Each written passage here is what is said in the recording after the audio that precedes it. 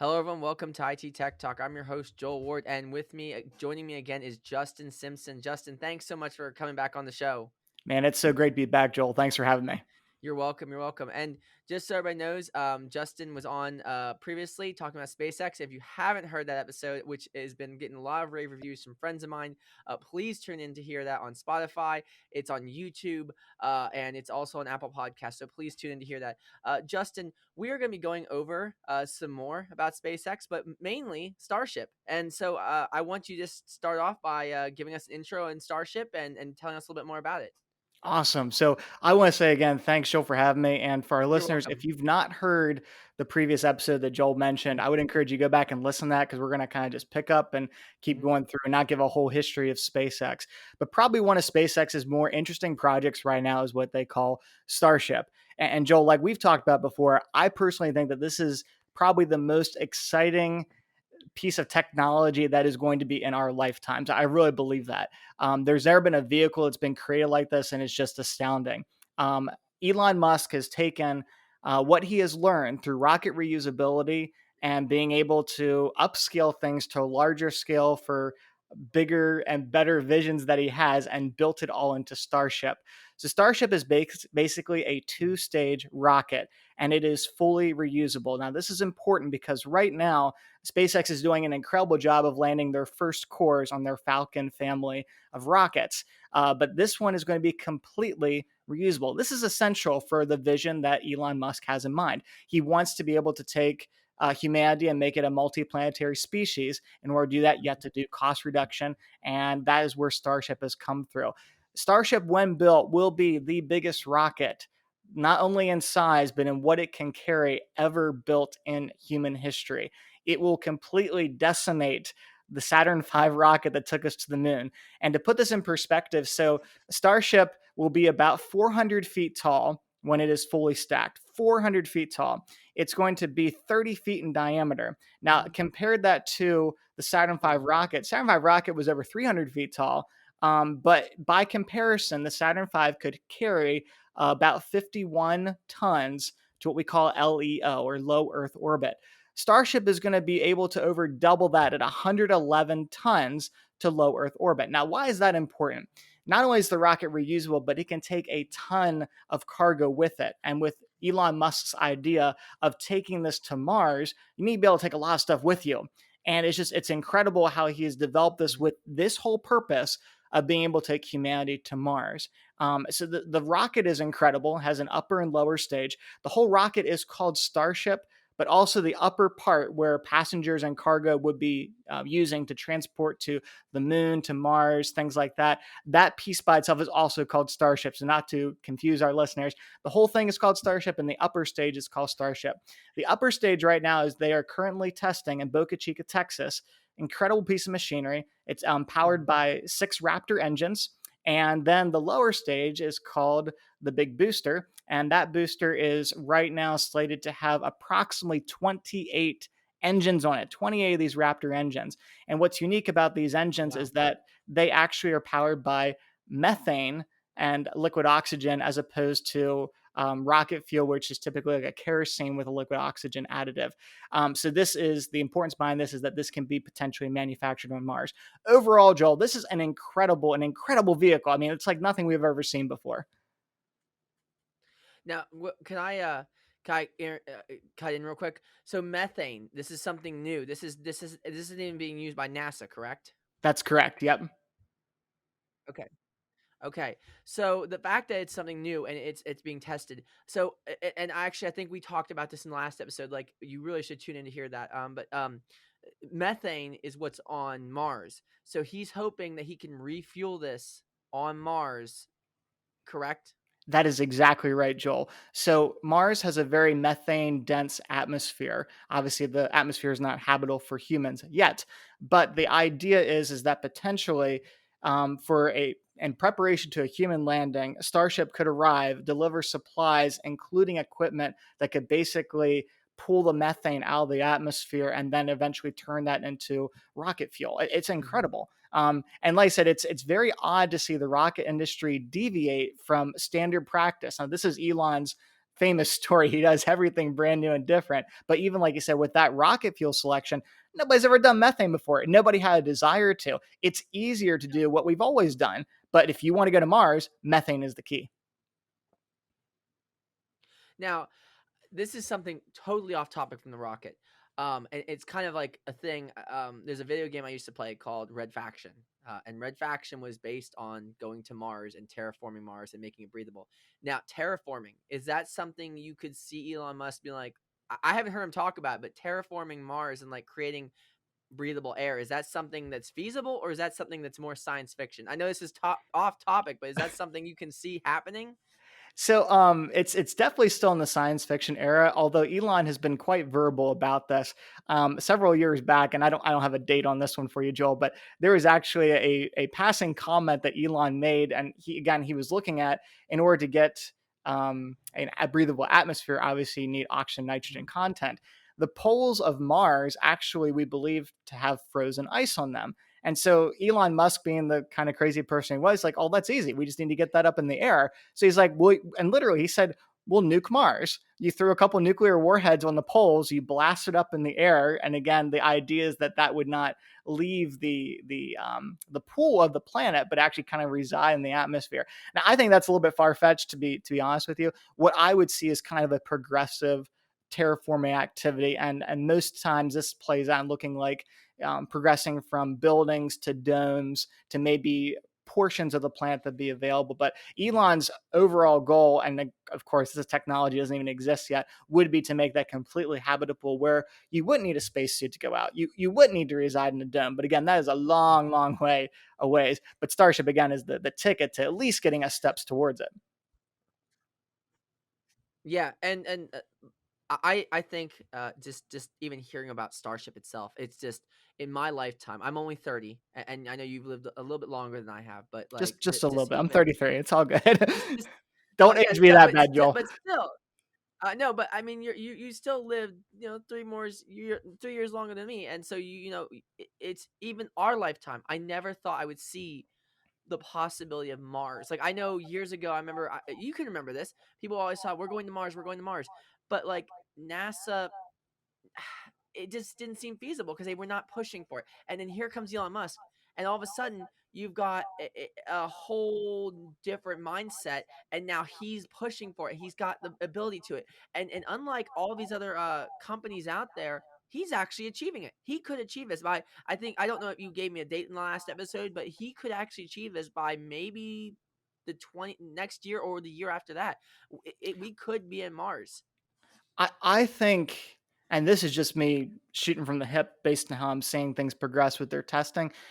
I think it's realistic to think that by 2025, and I think even that is being very conservative, maybe a couple years Mhm. before, I think Elon will have an unmanned version of Starship land. I think that's very feasible. I think it's going to be probably 2025 or a little bit after until you see humans take that trip.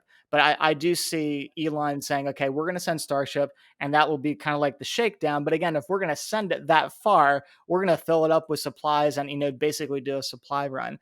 But Elon has said, obviously, he said, this is all brand new. And he's even said, when you send the first load of people over there, like, you understand that there's two really good possibilities. One, you're going to die, and two, it might be a one-way trip. You don't know. Again, that's not the overall goal. The goal is 2 years at a time. But it's still, I mean, he's taking steps. And you brought up NASA, and I want to speak to that really quick. I got to give props to NASA. NASA's done incredible things for us.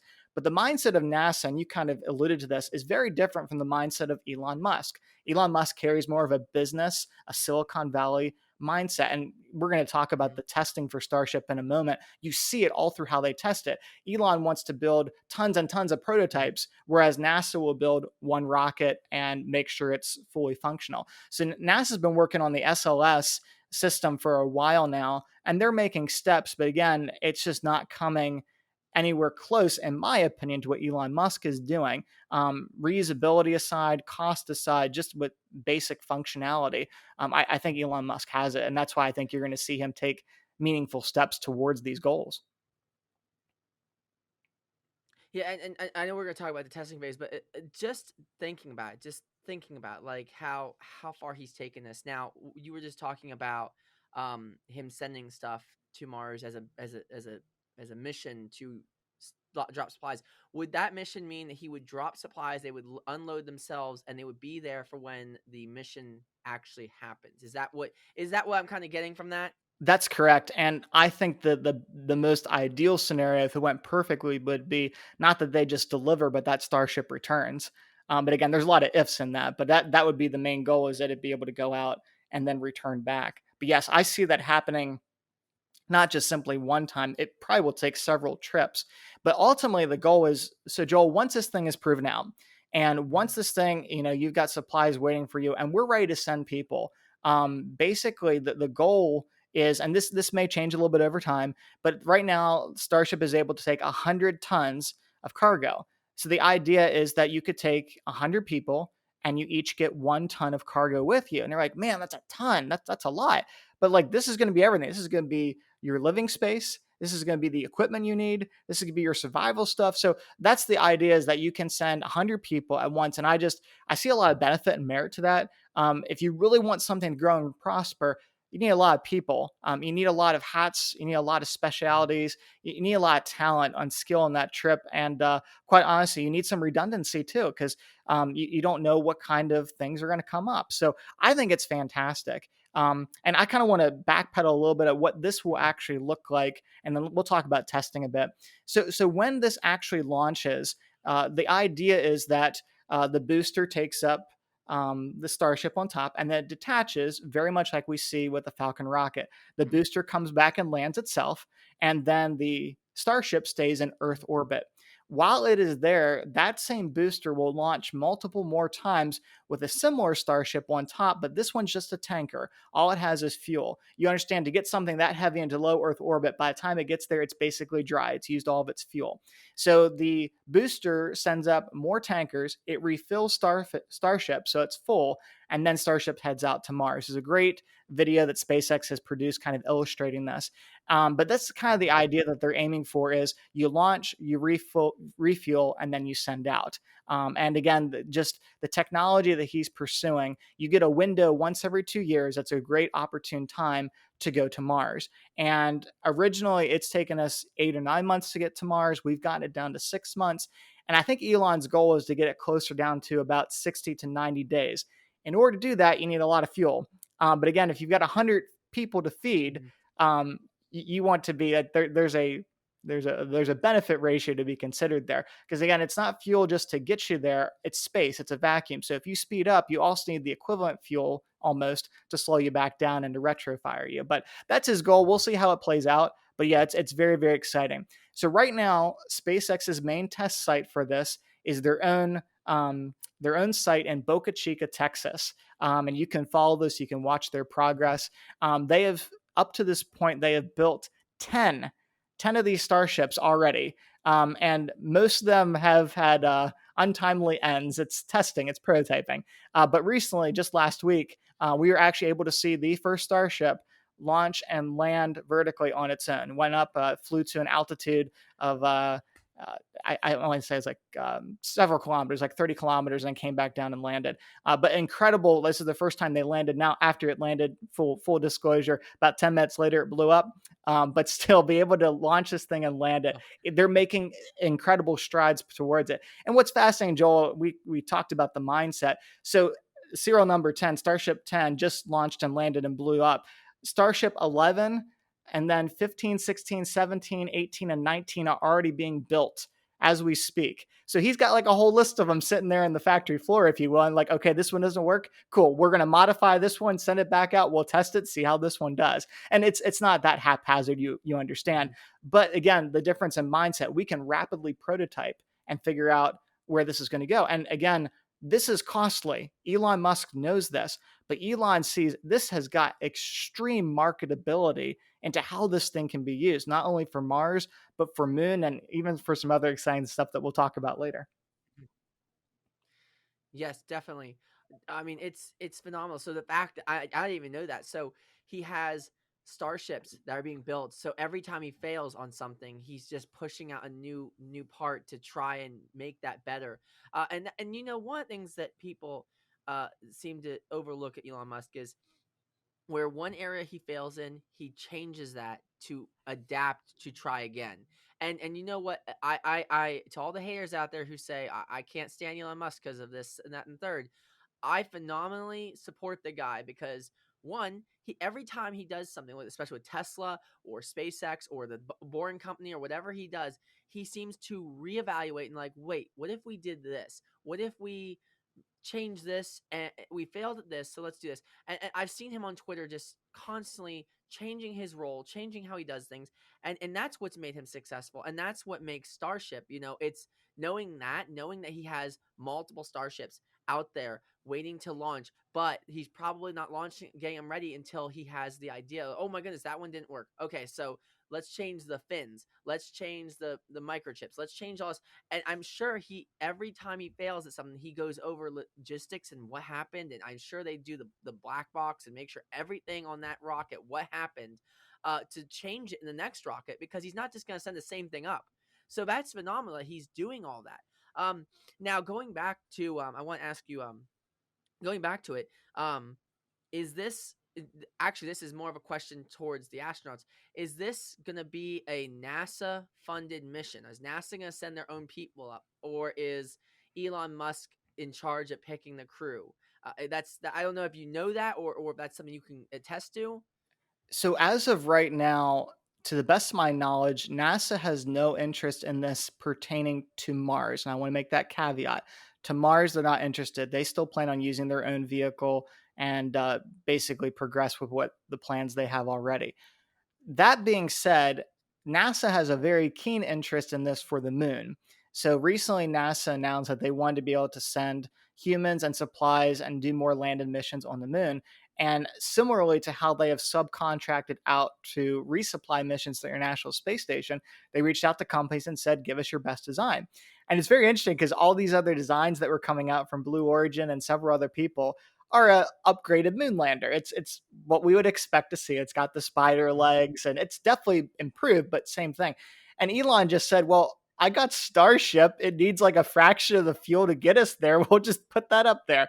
And it's crazy because that vehicle is oversized. It's like it would be like sending a semi truck to load up your apartment for a move. I mean, like it's oversized, but the beauty of this is that if you want to send a ton of equipment rather than multiple launches, we'll do it for you in one. So NASA has expressed interest in that, but not necessarily Mars.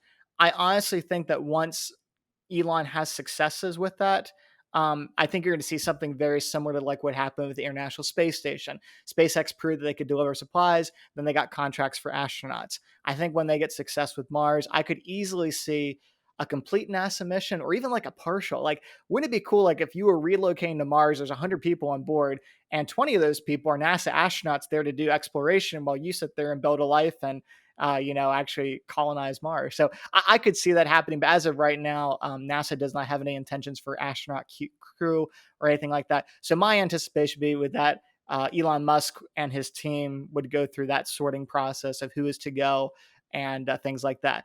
But the key thing is, and I don't want to keep rambling, the key thing here is that that opens up a lot more doors of opportunity for common people. I mean, common people, but and that's Elon's ultimate goal is like, you don't have to be an astronaut to go into space. If you have a desire to go to Mars, we're going to try to make this affordable for you to go. And we're going to try to make a space for you to go and do a fresh start. And right now, Elon's goal eventually is, and again, this is going to be several iterations down the road, but his target price tag on this is if you want to go to Mars, it's going to cost about eventually about $250,000. Now, that sounds like a lot of money, but his idea is if you want to go to Mars, sell your house, sell your car, and probably between those assets, you probably could afford a ticket to go. So he's trying to make it accessible, and I have a great So appreciation for that. yeah, and that's awesome. And so actually, my question, and I know this isn't in our notes, but is Elon Musk going once he if he colonizes Mars? Is that going to be because no one really owns the planets? Is he going to claim that as and NASA has no? If NASA doesn't go and it's all his people, is that going to be an Elon Musk corporation owned planet, or is it going to be an Earth transfer? Like he's going to like I claim this in the name of Earth. Like this is Earth's planet, So it's kind of like I was thinking. I was like, man, I wonder what he's gonna do. Is he gonna put a flag saying this is Elon Musk's like endeavors, or what do you think? What do you think on that matter? Joel, I can't wait to find out. I'll be honest, like I don't see him being anti-American about it. I think there'll be an American flag, but at the same time, if he's got the only landable star base on Mars, you better believe that thing's going to be profitable for him. I mean, like if he's putting billions of dollars into this, I mean, welcome to Musk's Starbase One on Mars. So I could definitely see it happening. So I think it's going to be. I don't think politically, I think it's be more of honestly, I don't think it's going to be more of an American thing. I think it's where we are humanity arriving, and we happen to represent the United States. Mhm. But then I definitely think there's going to be a tremendous amount of commercial interest in there for Elon, of course. So definitely that'd be cool to see, though. I'm Awesome. I'm eager So to see so that. let's talk. Oh yeah.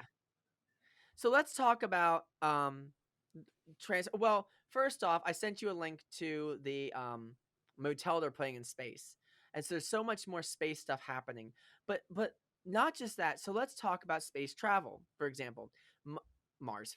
Elon Musk puts a base on Mars, and it's able to shoot rockets back and forth, and we are able to transport people back and forth between Earth and Mars, and even the moon. Even if the moon was a stopping point as a tourist destination, what do you foresee this being like if we get space travel to be like back and forth, and we can make this plausible every single day of the year? Is this something you foresee getting cheaper for people to do, or staying the same cost effective? Because if average Joe like me wants to go and visit my new family on Mars, but I don't have $500,000, what is it going to be like futuristic where we're sending people from a space station to the space station to Mars? I mean, what do you think is going to happen with that?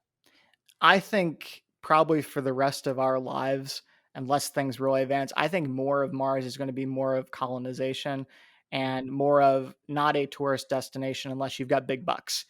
But again, going to Mars is not like you mentioned, like you can't go there every single day of the year. It's once every 2 years we get a window.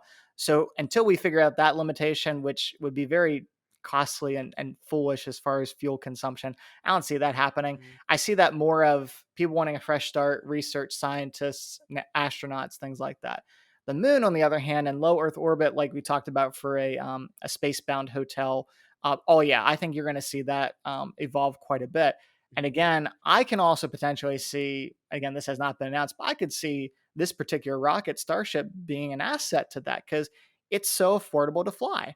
I mean, it literally is. And like I said, I was really encouraged. We talked about the moon a little bit. I think that as that progresses, again with SpaceX getting this potential contract for using the Starship as a moon lander, I think that's going to become more and more accessible. I think you could see that as a very high end tourist destination eventually. Again, get some infrastructure on there. You can use the moon as a stopping point. Although right now, I think what Elon has in mind is I really don't need the moon. I can go straight to Mars with Starship. But also NASA is putting in the Mm-hmm. Gateway, which is a smaller station. It's going to orbit the moon to make these kind of missions more feasible. So you have a stop place there where you can stop and then go up and down from the moon more easily. So it's really exciting. And I think you're talking about cheapening things. I think even one more aspect that I know we wanted to talk about is even beyond Mars and beyond the moon, as they were looking through ways that Starship could be used, was what they call Earth to Earth. And Joel, this has fascinated me. Mm-hmm. So basically, Elon said, "I've got this rocket that I'm playing for Mars. Oh, by the way, I can go to the moon. But oh, by the way, we could also use this to transport people on the other side of the Earth." So let me give you an example. Right now, if you wanted to fly from, let's say, New York to Sydney, one of the longest routes to fly by air, it takes 16 plus hours to get there. It's a long, uncomfortable flight, Mm-hmm. and you're paying a big ticket price for that. Elon comes along and says, you know what? If I launch a Starship straight up and not put it in orbit, just kind of go up, hit perigee and apogee, and come back down, we could get somebody there in a half an hour. And so now Elon is preparing to use Starship to basically be an airline, a high speed airline that can get you there super quickly. The whole concept is, again, if you want to get to major destinations, you can't have a rocket landing in the middle of a city. That doesn't work. But if you have a place that has Mm-hmm. access to water, you basically build a landing pad out in the water, maybe a mile off of shore. So passengers would arrive by boat, they would board the spacecraft, they'd launch up, and then basically the whole thing's reusable. So the booster lands back where it came from, Starship lands vertically at the destination. And they've actually plotted course maps for This this. would be all yeah. This would be all weather permitting though, because you couldn't do this in rough weather, rough seas kind of thing, right? That is correct. I think that will be the limiting factor to it, but still, it's pretty exciting that Mhm. you could bypass a 16-hour flight and go for a 34-minute flight and arrive at Yeah. your destination. Where I also see this going, Joel, is again, you think about business class people that can afford this, and Elon's tossed around some ideas that maybe this would cost maybe 4 times the amount of what a long distance plane ticket costs now. So it would be salty, but at the same Mhm. time, if I'm there and I save 15 hours of my life, I'm interested in if I got the money to afford.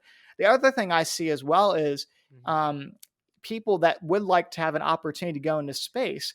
Right now, the only couple of companies that do commercial spaceflight are like Virgin Galactic or Blue Origin, and both of those seats are very, very costly. You're talking Mhm. about $250,000 to be in space for a few minutes.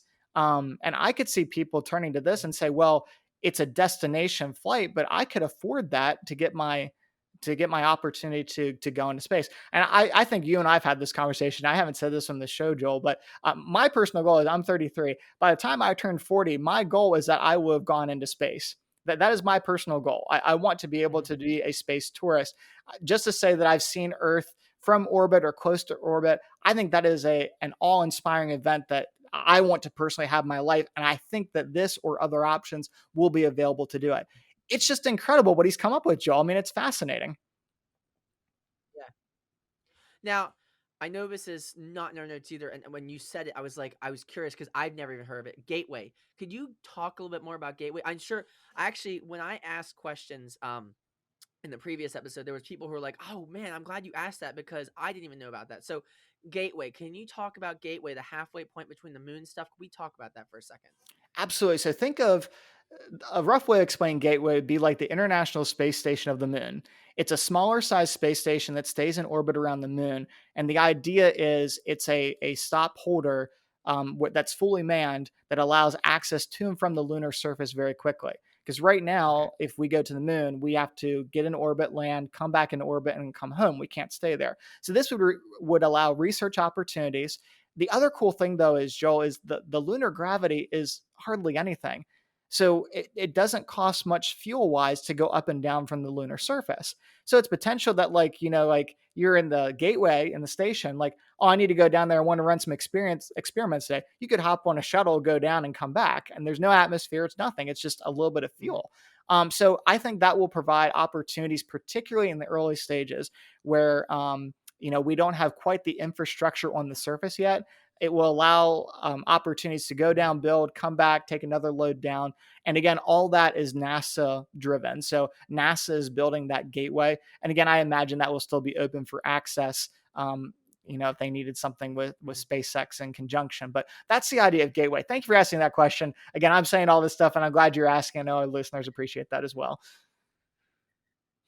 Yeah, and no, it's something that I actually think is a phenomenal idea, and I, knowing that, having the International Space Station, having the Gateway Station, um, I think that space stations are just a phenomenal thing for us to have, especially if we're gonna have it that close to the moon. We can go up and down and bring the stuff. We can go between the space station and the International Space Station and Gateway, and there's so much more opportunities because they could send stuff to the space station, then send it to Gateway, and then Gateway could send it down to the moon. And I know Elon Musk isn't driven at that right now. He's more driven towards Mars, but that's something he should consider getting into because he could also colonize the moon and then colonize Mars, and we could have two interplanetary colonizations going on at the same time. And I mean, I'm not telling the guy what to do, but that would be great because multiplanetary things has been talked about for years, and I know that's before our time they were talking about colonizing and stuff, and now we're you're 33, I'm 30, and now we actually foresee and actually can see that happening. Like that's actually on the rise. It's going to happen. Like maybe not like you said, maybe 2025, 2026, 2027, but it's going to happen. and it will Correct. happen in our lifetime. And Yes. that's insane to think that. And just like technology and overall, it's like phones and computers and stuff, all this stuff has happened in my lifetime. And now seeing Elon Musk, who is a pioneer, I like to call him a pioneer, and I know you probably agree with this, but he's a Absolutely. pioneer of his time. And there has been some naysayers as far as space goes with him, but let me tell you what, the man has done it, and he's done it well. And I continually see his growth expanding. And let's talk about Blue Origin for a second. Blue Origin, I think that's the one that's owned by Jeff Bezos, if I'm correct. That's correct. Um, has I not. gotta feel this is gonna be a part 3 conversation after this Oh, podcast, but we'll touch it real quick. yeah, it is. We're on our time, but we're still gonna. I'm gonna go a little bit over for a second. Blue Origin hasn't really shown much strides. I haven't seen anything in the news. I haven't seen much going on. All of a sudden, SpaceX is number one. All you see is SpaceX. You don't see Blue Origin. You don't see Virgin. You don't see any of that. But Blue or SpaceX is constantly in the news, constantly on my feeds. It's all over my feeds. I never hear anything about Blue Origin. So it's like when someone's like Blue Origin, I'm like, what's that? And I'm like, oh wait, that's the space company that Jeff Bezos owns. It's not widely known. And when you see, like, I've actually been, before this episode, I've been actually viewing the Starship and stuff and getting prepped for this episode. I'm just like, wow, this is so cool. And there's stuff that you're even telling me now that I didn't even know, that I didn't even look for. But it's stuff like that. It's like, but what about, even though some of it's NASA, it's like, but what about, Blue Origin? They haven't really shown much progress. But you look at Elon Musk's record, and he's sent people to the space station. He has done multiple launches that have been very successful. So yeah, as far as that goes, I think SpaceX is going to be the company that's going to be our future as far as space travel. And I know you can agree with this. I absolutely do, and I'll make this one comment. I would definitely say that SpaceX is making the most strides. Mhm, You do see progress coming from Blue Origin and Virgin Galactic. The essential part of those companies, though, is it does provide a little bit of competition to SpaceX, and I do think mhm, that is what has really helped our new age space race. Is you have a lot of commercial entities. So I am sure that mhm, regardless, Elon would dominate because it's Elon. But having a little bit of competition in the mix, I think that mhm, helps too. And who knows, you might see these other engineers, individuals develop something new. A lot of them, I think, are trying to mimic some of the technologies that SpaceX has, but you never know. You got great minds, you got mhm. great people. And I'm definitely excited to see what they're going to come up with. As we bring this in for a landing, I do want to comment to our viewers real quick. Joel, you made a good point about questions. If you're listening to this and you have questions that you would like me to answer, feel free to reach out to me. You can direct message me on Instagram. My handle there is Mhm. JSimNow. That's JaySimNow. JSimNow. Feel free to reach out to me. I'll Okay. be happy to answer any And questions you actually, got. can you text that? Yeah, could you text that to me after the show's over, and I will put that in the show notes so people can actually click your handle, um, or have it available. But yes, definitely reach out to Justin. He has more. Don't reach out to me. Reach out to Justin because he has more answers for you than I can ever give you. But Justin, I actually, when you said part three, I actually do think there's so much more to talk about, and I actually am booked a solid the rest of this month. So let's in April, let's get you back on as much as we can to discuss, because I know that my viewers are actually enjoying listening about SpaceX. I've had some people remarkably come up to me and be like, "Oh my goodness, like there's so much I learned. I feel so educated now." And that's the point of this podcast. For those who are just tuning in, I know we're over our time, but I really don't care at this point because it's such an informative show. I try and make it as informative as possible. But I try and make the show informative so people can learn, people can get information. And for those who don't know, Dr. Eric Cole, who is going on my show in the next few April 1st, I think it is. I have on my calendar, April 1st. He'll be going on my show to discuss cybersecurity, and he's a big name in the cybersecurity world. He has been everywhere and anywhere. So uh, for those who don't know, please tune in on April 1st to listen to that, and as well as tuning in overall, subscribe on YouTube because I put some of my interviews on YouTube, so you can listen on YouTube, listen on Spotify, Apple Podcasts. There's so many great guests coming on the next few weeks. I'm having Charlene Ariche is coming back on to discuss her rest of her modeling career and being an influencer. There's just so many great guests, so please tune in. Please check it out. I enjoy having people comment and send me messages and tell me how much the show means to them because they're learning so much. But there's so many entrepreneurs that are coming on in the next few weeks and months that are going to definitely give you a broader horizon of what being an entrepreneur and being a influencer, and just some information that like Justin comes on and shares about SpaceX. So there's going to be a lot of guests like Justin that are just going to share information. So tune in. Thank you so much for tuning in, Justin. Thank you so much for joining us. I really can't wait to get you on the show again. I can't wait to hear the reviews and the comments I get from the show. So thanks again, Justin, for tuning in. Appreciate you having me, Joel. Looking forward to next time. Thank you so much.